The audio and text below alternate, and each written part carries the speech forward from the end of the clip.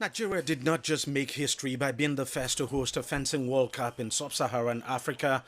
The country's fencing federation was using the 2024 Men's Junior EP Fencing World Cup to draw national attention to a sport that is far from popular.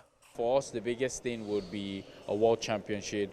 As I said, we're bidding for a Commonwealth, which we're about to get the rights for, and it's going to be the first time in Africa. So I think it's just really to host more of these tournaments successfully and go for bigger tournaments.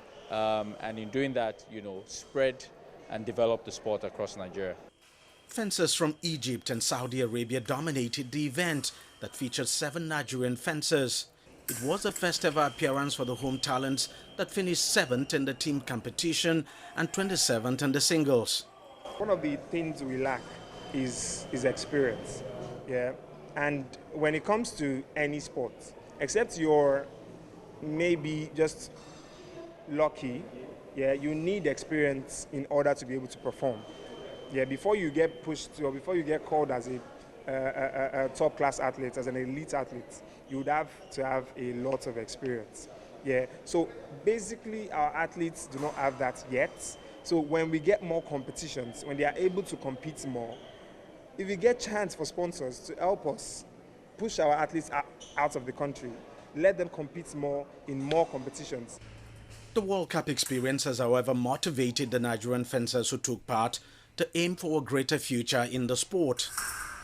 I see this as a chance to just show the world that Nigeria also has very capable fencers, and as a chance to just show myself as an athlete, since this is like my debut in the fencing world, in the sports world.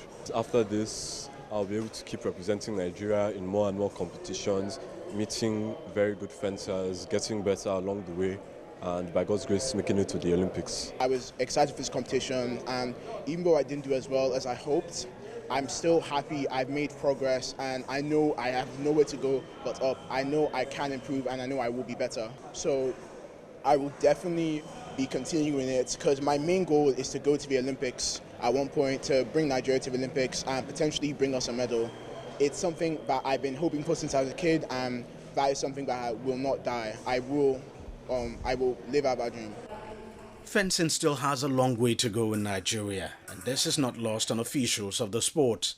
We need to work more at the grassroots, because that's where a lot of our talent will be coming from. And I think if we make fencing more popular, hopefully we will get more sponsorship, we'll get more government funding. That's how you start.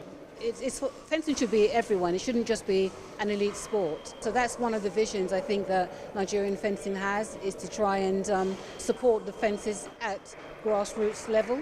Local officials say they are determined to change the face of fencing in Nigeria. Hosting the very first Fencing World Cup in sub-Saharan Africa is a bold sign of how committed they are to attaining that goal. DG Badimasi, CGTN, Lagos, Nigeria.